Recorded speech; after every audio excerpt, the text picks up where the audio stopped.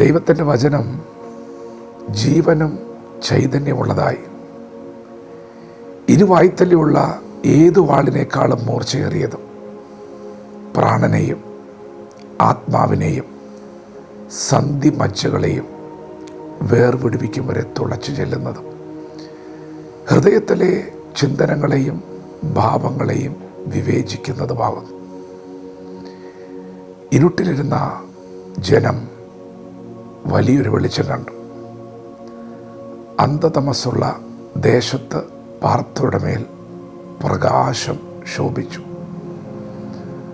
ദൈവത്തിൻ്റെ മാറ്റമില്ലാത്ത വചനം ശ്രദ്ധിക്കുന്ന പ്രിയപ്പെട്ടവരെ, നമ്മുടെ കർത്താവായ യേശു ക്രിസ്തു വെളിച്ചമാണ്.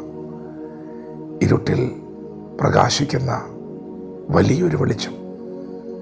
നമുക്കറിയാം, ഭൂമിയെ പ്രകാശിപ്പിക്കുവാൻ ദൈവം സൃഷ്ടിച്ച വെളിച്ചമാണ് സൂര്യൻ. പകൽ വാഴുവാൻ സൂര്യനെയും രാത്രി വാഴുവാൻ ചന്ദ്രനെയും ദൈവം സൃഷ്ടിച്ചു. പകൽ സൂര്യൻ വാണുകൊണ്ടിരുന്ന സമയത്ത് തന്നെ ഈ ഭൂമിയിലെ സകല മനുഷ്യരുടെ അകത്തു വാഴുവാൻ സൂര്യൻ്റെ വെളിച്ചത്തിൽ തന്നെ സത്യവെളിച്ചമായ യേശു ക്രിസ്തു ഈ ഭൂമിയിലേക്ക് കടന്നു വന്നു. യേശു വന്നത് ഭൂമിയെ പ്രകാശിപ്പിക്കുവാനല്ല, നമ്മുടെ ഹൃദയങ്ങളെ പ്രകാശിപ്പിക്കുവാനാണ്. അപ്പോൾ തന്നെ തിരുവെഴുത്ത് പറയുന്നു, യേശു വന്നത് പിശാചിൻ്റെ പ്രവൃത്തികളെ അഴിക്കുവാനാണ്.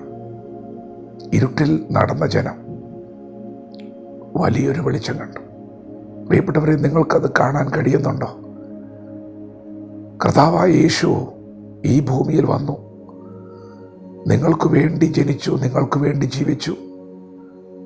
നിങ്ങൾ മരിക്കേണ്ടതിന് പകരമായി യേശു ക്രൂശിൽ മരിച്ചു. എല്ലാവർക്കും വേണ്ടി ഒരുവൻ മരിച്ചു.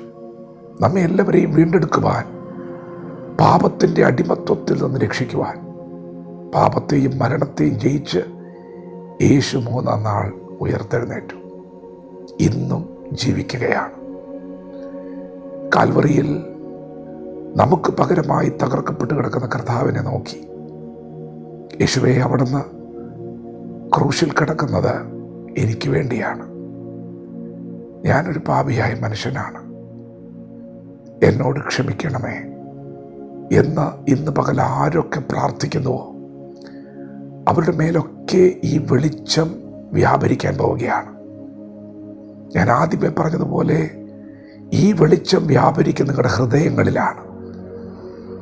യേശുക്രിസ്തു ഏതു മനുഷ്യനെയും പ്രകാശിപ്പിക്കുന്ന സത്യവെളിച്ചമാണ്.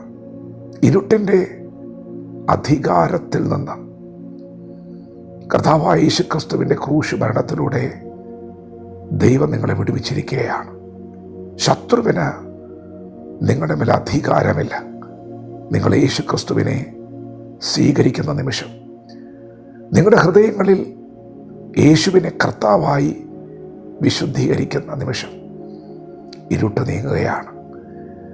വചനത്തിലെ ജീവൻ വെളിപ്പെടുകയാണ്, ചൈതന്യം വെളിപ്പെടുകയാണ്. നിങ്ങളുടെ പ്രശ്നം അത് ശരീരത്തിലാണെങ്കിൽ, അത് മനസ്സിനാണെങ്കിൽ, അത് ആത്മാവിനാണെങ്കിൽ, ഇന്ന് പകൽ യേശുക്രിസ്തു വിടുവിക്കുന്ന ദൈവമായി നിങ്ങളുടെ പ്രശ്നത്തിൻ്റെ നടുവിലേക്ക് ഇറങ്ങി വരികയാണ്. നിങ്ങളുടെ തകർച്ചകളിലേക്ക് ഇന്ന് പകൽ ഇറങ്ങി വരികയാണ്.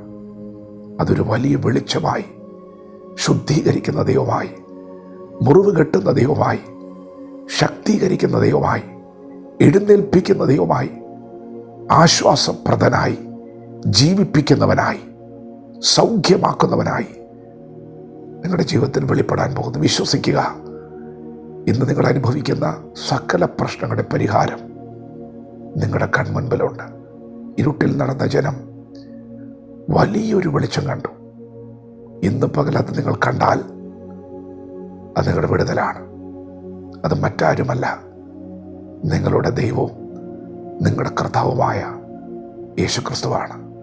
യേശുക്രിസ്തുവിൽ വിശ്വസിക്കുക, എന്നാൽ നീയും നിന്റെ കുടുംബവും രക്ഷ പ്രാപിക്കും. ദൈവവചനത്തോട് പ്രതികരിക്കാം. ദൈവം നമ്മെ ഓരോരുത്തരെയും പകൽ അനുഗ്രഹിക്കുമാറാകട്ടെ. ആമേൻ.